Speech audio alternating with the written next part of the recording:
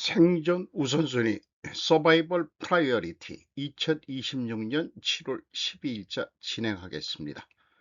스스로 소리내어 읽어서 이해 해석해보는 시간이기도 합니다. 구독, 좋아요 부탁드립니다. 오늘의 편집 내용들입니다. 아베처럼 싸우는 정치인이고 싶다. 고이치 총리 4년 전 숨진 아베 추모 집회에서 결임은 7월 11일 TBS 뉴스입니다. 다카이치 총리는 오늘 11일 아베 전 총리를 추모하는 집회에 참석해 아베 총리처럼 싸우는 정치인이고 싶다. 아무리 비판이 있어도 도전하지 않는 나라의 미래는 없다고 결의를 말했습니다. 다카이치 총리는 I am who I am, 나는 나라고 고쳐 말하면서도 역시 고뇌 속에 있습니다. 그래도 아베 총리처럼 싸우는 정치인이고 싶다. 그래야 한다고 스스로에게 말하고 있습니다. 4년 전 세상을 떠난 아베 전 총리를 추모하는 집회에 참석한 고이치 총리는 아베 총리는 국론을 양분하는 그런 과제에 과감히 도전해 왔다고 회고하고 도전하면 따끔한 비판이 뒤따른다. 저도 지금 총리 대신으로서 그 중책을 날마다 느끼고 있다고 말했습니다. 또 방위 장비품 5개 유행 철폐, 대일 외국투자위원회 창설 등을 어떻게든 이뤄냈다고 강조하며 또 새로운 도전을 계속해 나가야 한다. 아무리 비판이 있어도 도전하지 않는 나라의 미래는 없다고 앞으로의 결의를 말했습니다. 방위 장비품 5개 유형 철폐라는 표현 뒤에 숨겨진 얘기는 현대판 무기를 개발한다는 뜻이 숨겨져 있는 것으로 이해가 됩니다. 국론을 양분시키는 과제에 과감히 도전한다. 이게 이 첫 페이지에 편집한 또 이유이기도 하겠습니다. 그리고 제가 알기로는 다카이치 총리는 정경숙 출신이고 정경숙을 누가 만들었는지 그분의 이름은 기업인이죠. 그리고 거기에서 들어가서 일을 했었고 미국 정치계에 파견 근무, 뭐 유학이라고도 표현하기도 합니다만은 짧은 기간이었지만 그런 경험도 있는 것으로 소개가 돼 있었죠. 일본의 연금 전환으로 아베 시대의 자본 유출이 역전? 제가 물음표를 붙였습니다. 분석 기사입니다. 로키 스위프트와 앙코르 바네르지 로이터에서 7월 11일입니다. 일본은 자국의 수도를 자국으로 부르고 있으며 투자자들은 이러한 움직임이 시장 전반에 파급되어 마침내 엔화를 상승시키고 총리의 인공지능 야망에 자금을 투입할 수 있을 것이라고 말합니다. 금요일 가타야마 사즈키 일본 재무장관은 1조 8천억 달러 규모의 정부 연금 투자기금 GPIF 및 기타 퇴직자들이 국내 자산 보유를 늘릴 수 있도록 장려하는 아이디어를 발표했습니다. 그녀의 발언은 거의 2년 만에 일본 국채가 가장 급격하게 급등한 계기가 되었고 투자자들이 해외로 유출된 자금이 곧 일본으로 다시 유입될 수 있다고 고려하면서 엔화 가치를 수십 년 만에 최저치에 끌어올렸습니다. GPIF 대변인은 금요일에 가타야마 발언에 대한 논평을 거부했습니다. 일본은 2025년에 기록적인 561조 7,500억 엔, 3조 5,300억 달러의 해외 자산을 보유하여 독일과 중국에 이어 세계 3위의 국가가 되었습니다. 그 자산 중 약 9,300억 달러는 세계 최대 연극임인 GPIF에 있습니다. GPIF의 해외 피펫 콜링 타임이라고 통화 시간이라고 번역이 되는데 적절하지가 않는 것 같아서 콜링 타임이니까 끌어들이는 시기다.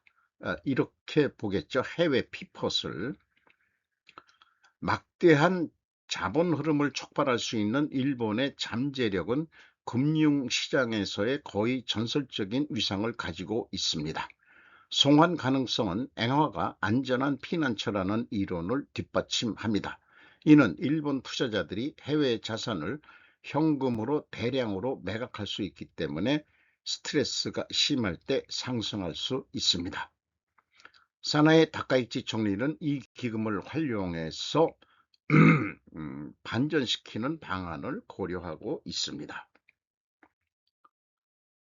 OCBC의 외환 및 금리 전략 책임자인 프랜시스 청은 말합니다. JCB의 수익률은 외환 해지 기준으로 미국 국채와 비슷하거나 더 좋아졌습니다. 국채 수익률 상승은 이미 압박을 받고 있는 일본 재정에 대한 신뢰가 약화되고 있음을 반영하며 금리 인상과 올해 기록적인 규모의 통화 개입에도 불구하고 엔화는 끈질기게 약세를 유지하고 있습니다. 한국 연기금을 통화 지원에 활용하려는 비슷한 움직임은 아직 설득력을 얻지 못했습니다. 또한 일본은행이 채권 보유량을 줄이고 시장이 장기 금리를 설정하도록 유도하려는 노력을 복잡하게 만들 수도 있습니다. 옥스퍼드 이코노믹스의 수석 일본 이코노미스트인 야마구치 노리히로는 12월 한국이 원화 방어를 위해 연기금을 유치하려는 움직임을 지적하며 데자뷰처럼 들립니다라고 말했습니다. 지속적인 엔화 약세를 시사하는 펀더멘털을 고려할 때 판도를 바꾸기에는 충분하지 않을 것 같습니다.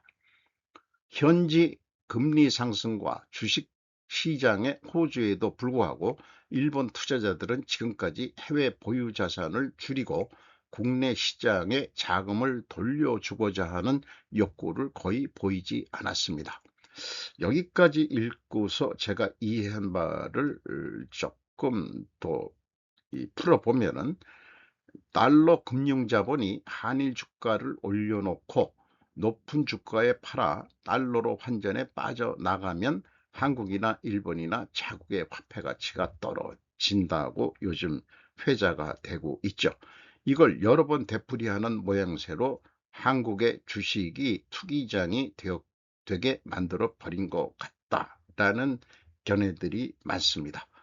왜 중국에서 빠져나온 달러가 갈 곳이 별로 없기 때문 아닌가, 저는 이렇게 생각합니다.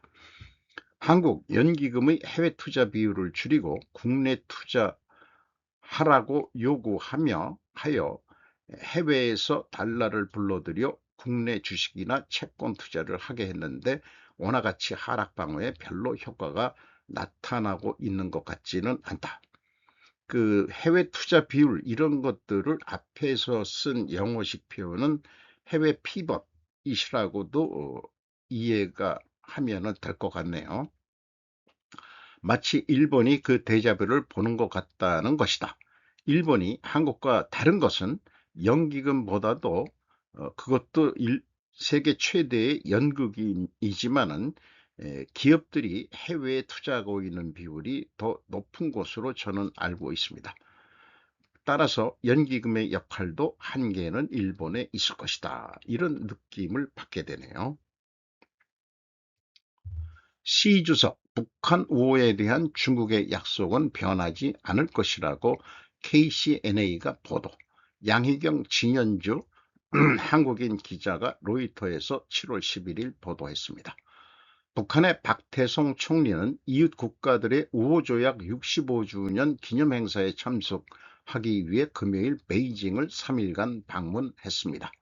시 주석은 지난달 7년 만에 처음으로 북한을 방문하기 위해 평양을 방문했으며 김 위원장과 함께 정치, 경제, 문화 절반에 걸친 협력을 확대하기로 합의했습니다. 1961년 벌써 목이 잠기네요. 7월 11일에 체결한 우호협력 및 상호지원조약은 중국의 유일한 적극적인 상호방위 조약으로 남아 있습니다.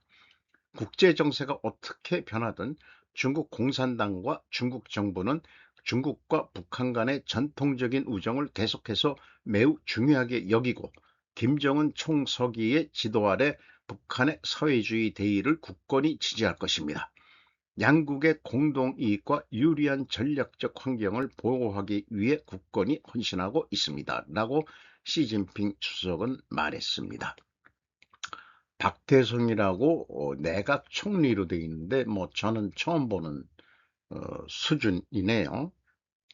그런데 이 7월 11일인데 3일 동안이니까 그 시기에 이재명이가 몽골에 국빈 방문을 한 것과 뭔가 연결이 되지 않느냐 하는 견해가 있습니다. 요거는 시진핑이 그 중국을 방문했을 때 사진인 것 같습니다. 러시아의 연료 위기를 일으킨 젤렌스키와 타성의 공격 계속하는 푸틴 전쟁의 향방은 참신한 전략의 유무로 결정될 것 같다. 요시다 시계 6기 동양경제입니다. 대규모 드론 공격 작전으로 러시아에 유례없는 심각한 연료 위기를 일으키고 있는 우크라이나. 이에 대해 연일 키이우 등에 대한 대규모 미사일 공격으로 응징하는 러시아. 5년째 돌입한 침공에서 뚜렷하게 나타난 양국의 차이점은 무엇일까? 양국의 공격에서 알 수 있는 것은 참신한 전략을 펼치는 젤렌스키와 새로운 아이디어 없이 타성의 전쟁을 계속하는 푸틴이라는 큰 낙차다. 우크라이나는 러시아 전역의 연료 관련 시설을 드론과 미사일을 융단 폭격처럼 공격하고 있다. 이 새로운 전략은 성공하여 현재 전쟁에서 명확한 우위성을 확립해 가고 있다. 반대로 지금의 푸틴에게는 명확한 전략 전환은 보이지 않는다. 우크라이나 동부 등 지상전에서 자군에서의 전사장자의 급증을 거들떠보지도 않는 육탄 공격을 계속하고 있다. 그러나 극적인 진전은 없어 승리에 대한 전망을 잃고 있다고 할 수 있다. 러시아를 휘발유 부족에 빠뜨린 젤렌스키의 두 가지 전략적 목표. 젤렌스키가 이번 드론 미사일 공격에서 세운 전략적 목표는 두 가지다. 첫째, 석유 관련 시설을 집중적으로 공격해 휘발유 부족으로 대표되는 연료 위기를 러시아에서 일으킨다. 이것에 의해 중요한 후방인 경제 사회에 혼란을 일으키고 러시아로부터 개전 능력을 빼앗는다.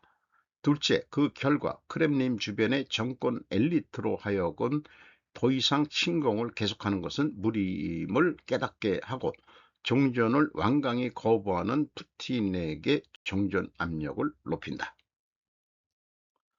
앞으로 일어날 것 같은 러시아 경제 사회적 위기는 이런 상황에서 이제 러시아 측 전문가들이 우려하기 시작한 것은 문제가 단순히 자동차용 휘발유 부족에 그치지 않고 경제 전반에 파급될 가능성이다.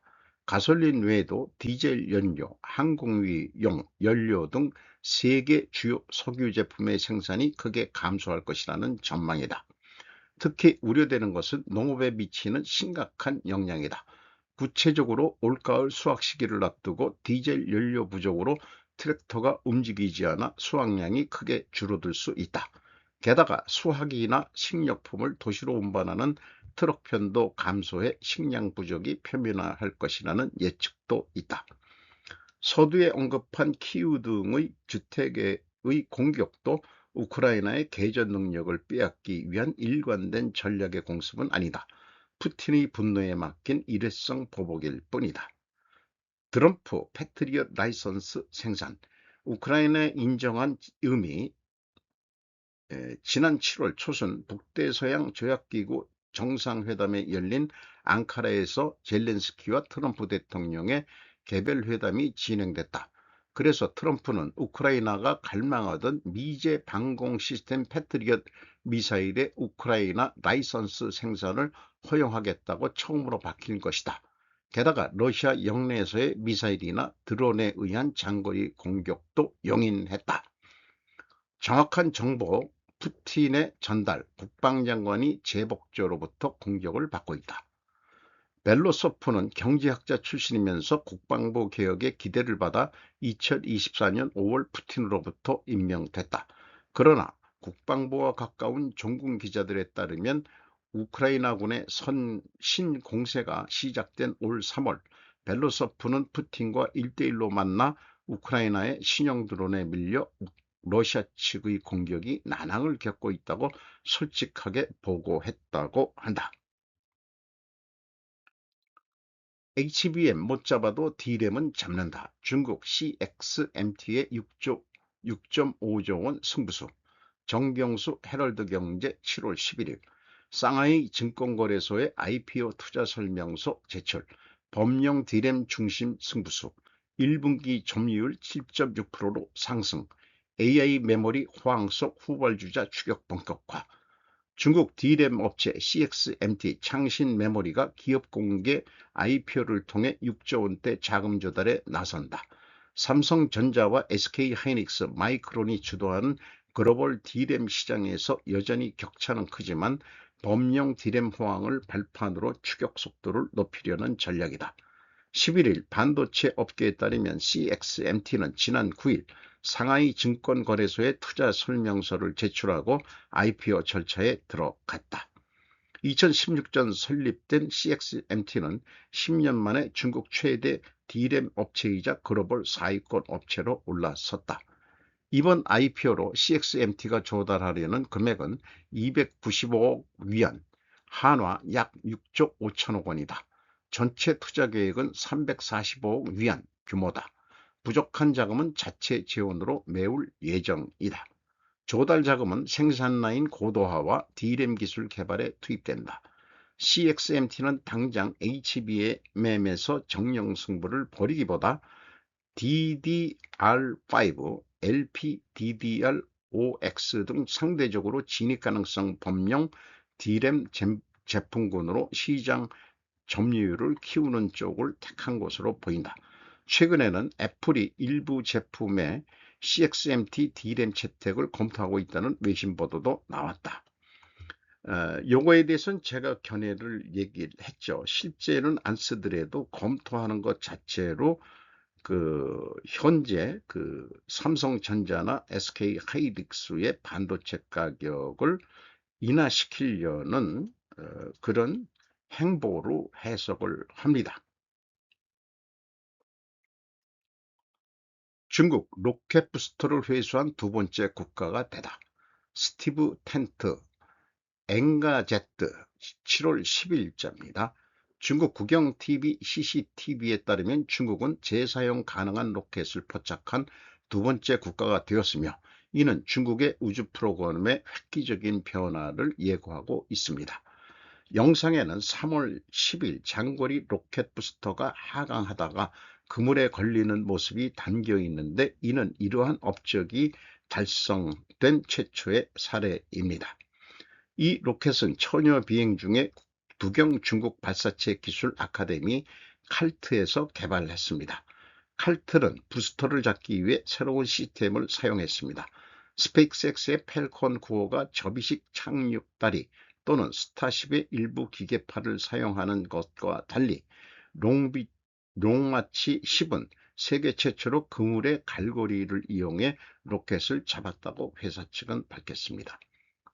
여기에 무슨 그물이 있는 모양이에요. 이래서 이게 내려오는 것을 잡았다. 근데 이걸 해상에서 하네요. 목표에도 불구하고 중국의 로켓 발사 속도는 미국에 비해 훨씬 뒤처져 있습니다. 작년에 미국은 193번의 궤도 발사 스펙스에서만 165번을 수행했으며 이는 중국의 92번 시도에 비해 크게 증가한 수치입니다. 중국의 장거리 10B 로켓 부스터가 그물에 착륙하는 모습을 담긴 동영상에서 프레임 캡처, 중국 중앙 텔레비전 이렇게 내려오는데 일본 우주국 실험용 재사용 로켓의 첫 시험 비행 실시, 마리 야마구치 AP통신입니다. 일본이 발사 비용을 절감하고 스페이스X가 지배하는 글로벌 우주 시장에서 경쟁할 수 있는 기술 열쇠를 확보하기 위해 토요일 첫 시험 비행에서 일본의 실험적 재사용 로켓이 이륙하여 안전하게 착륙했습니다. 좀 소꿉장난 같은 수준이지만 그래도 했다는 겁니다. 작사라고 발음해야 될까요? 작사에 재사용 가능한 로켓 프로젝트 매니저인 이토 다카시는 시험센터의 온라인 브리핑에서 로켓이 계획대로 비행하여 착륙 전에 똑바로 서 있는 자세를 유지하면서 11m 36비트 상승하고 수평으로 16m 50비트 이동했다고 말했습니다. 이번 비행은 중국의 국영 언론이 중국이 발사 후 로켓 1단을 처음으로 성공적으로 회수했다고 보도한 지 하루 만에 이루어졌습니다. 이또는 열심히 일하는 엔진이 지금까지 165번의 연소 시험을 견뎌냈다고 말했습니다. 프랑스, 독일과 함께 재사용 가능한 로켓을 공동 개발 중인 작사는 향후 시험 비행에서 RVX로 X 로켓을 약 100m, 218비트 더 높은 고도로 보낼 계획입니다. 그러니까 지상에서 그렇게 조금 쏘 올렸다가 다시 내려앉는 그런 것을 지금 시험하고 있다는 얘기죠. 상패 위기서 시총 500억까지 걸린 시간 단 열흘. 이 기업 누가 살렸나? 김지훈 헤럴드 경제 7월 11일 4,000원대 주가 8,460원으로 고공행진. 이틀 연속 상한가 기타 법인 2억 원 순매수. 한성기업이요 모나미도 주가 급반등 흐름. 요 기업들은 전에 제가 다 분석을 해본 건데 좀 중소기업형으로서 크래미 게맛살 이것도 먹어봤습니다만은 맛살 제품 크래미로 유명한 한성기업은 1963년 설립된 수산물 가공업체다. 한성기업이 25년간 유엔 참정용사를 위한 음악회를 후원해온 사실이 알려지면서 회사를 응원하는 소비자들의 구매 운동이 이어졌고 주식에도 매수세가 유입됐다. 지난달 말 1200원 수준이었던 모나미 주가는 이달 10일 2145원으로 78.7%가 급등했다. 같은 기간 시총은 226억 원에서 405억 원대로 급등했다. 이는 거래소의 상장 폐지 심사 대상에서 제외되는 수준이다. 한성기업과 모나미 임직원들은 최근 시장에서 이들 기업의 상패를 막아야 한다는 움직임이 일며 주가가 탄력을 받자 홈페이지에 감사의 글을 나란히 올렸답니다. 우리 볼펜도 옛날 하면은 모나미였죠. 근데 요즘은 이제 그 볼펜 글씨도 잘 안 쓰고 다 그 컴퓨터로 또 휴대폰으로 하다 보니까 그 볼펜 수요마저도 떨어지는 것 같기도 합니다. 큰 놈 하나 나오면 분위기 달라지지. 3조 소노 출격의 공모주 시장 들썩. 오대석 매일경제 7월 11일. 첫 주자는 소노 인터넷설 예상 기업가치 3조 원에 달해. 국내 패션 플랫폼 1위 무신사도 KBT 기업 구다이 글로벌도 이게 제가 그 끝날 때 인사하는 영어식 발음은 굿데이인데 호주식 발음은 구다이 요거 호주식 발음 굿데이 아닌가 이렇게 생각이 됩니다. AI 기업 업스테이지도 눈길 소노 인터내셔널 하반기 첫 대여로 출사표 그 다음에 구다이 글로벌 무신사 업스테이지도 주목된다. 그리고 반도체 쏠림 현상 등은 숙제이다. 재산세도 할부됩니다. 카드로 세금 똑똑하게 내는 법 따로 있다. 김민주 매일경제 7월 11일 카드 납부에도 지방세 수수료는 제로이기 때문에 주요 카드사 무이자 행사 포인트 사용 실적 인정 여부는 확인해야 매년 7월이면 어김없이 재산세 고지서가 날아온다. 목돈이 한꺼번에 빠져나가는 만큼 개인별 상황에 따라 현금보다 신용카드를 활용하는 것이 유리하다는 조언이 나와 이목을 끈다. 국세를 카드로 낼 경우 납세자가 수수료를 부담해야 하는 것과 다른 점이다. 재산세는 토지와 건축물, 주택, 선박, 항공기 등을 보유한 사람에게 부과되는 지방세다. 과세 기준일은 매년 6월 1일로 이날 기준 재산세를 소유한 사람이 해당 연도 재산세를 납부한다. 다만 주택 재산세가 20만 원 이하인 경우에는 7월에 한 번만 부과된다. 장기 무이자 할부로 목돈 부담 분산, 카드 포인트 활용도 가능. 카드업계 관계자는 재산세는 수수료 없이 카드 결제가 가능하고 카드사별 할부 행사도 매년 진행되는 만큼 현금으로도 납부하기보단 보유 카드의 혜택을 먼저 비교해 보는 것이 유리하다. 다만 대부분의 카드는 세금 납부 실적을 제어하는 만큼 적립과 실적 인정 여부를 반드시 확인해야 한다고 말했다. 제 경험으로는 저는 은행 홈페이지를 통해서 재산세를 납부해 왔습니다만은 저는 이 카드 포인트를 한 번도 안 쓰고 있다가 재산세 낼 때 그냥 왕창 써버립니다. 그거나 할부한 거나 또 재산이 별로 없어서 재산세도 그렇게 크게 많이 나오는 건 아니에요. 그거를 또 할부까지 해가지고 할 생각은 아직 없습니다만은 요즘 또 수입이 별 볼 일 없으니까 좀 고려를 해봐야 되겠습니다. 기득권 세력은 좌우 친중 세력이다. 김정민 국제전략연구소 7월 11일자를 내용들을 제가 열심히 들으면서 타이핑을 했습니다.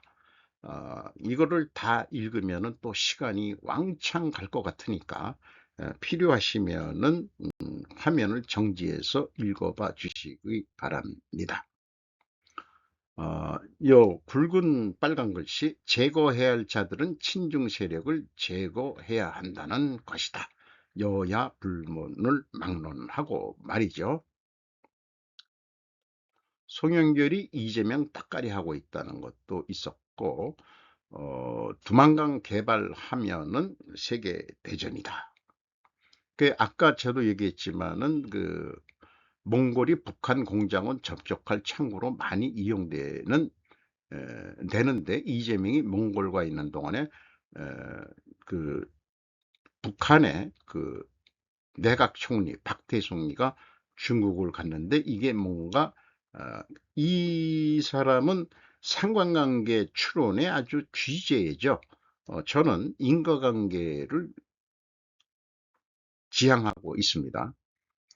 트럼프가 꺼낸 의미심장한 계획에 김정은이 이제 큰일 났다 해서 여러 번 공산주의하고의 전쟁을 선포한 트럼프입니다만은 북한도 지도자를 몰아나고 새로운 지도자를 세울 수 있다 하는 트럼프의 발언을 계속 메시지를 던지고 있는데 1923년 이승만의 예언으로 해서 공산주의에 대한 실패 예언에 대해서 이렇게 소개를 하고 있고 젊은 당시의 이승만 대통령이네요.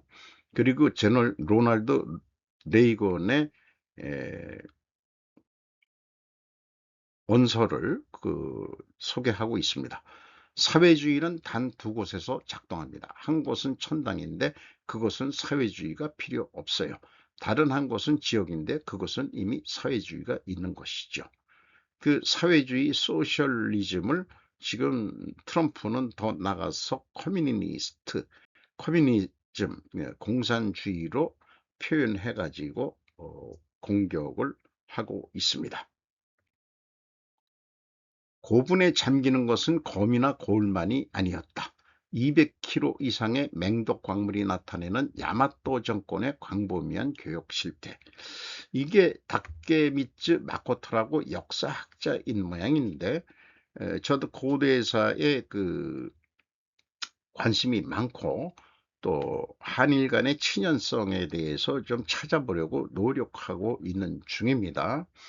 그런데 전방 후원본이라는 것이 일본 왕가 무덤의 전통인데 이 왕만 하는 줄 알았더니 신분 계급으로도 정했다. 사이즈로 이렇게 얘기를 하면서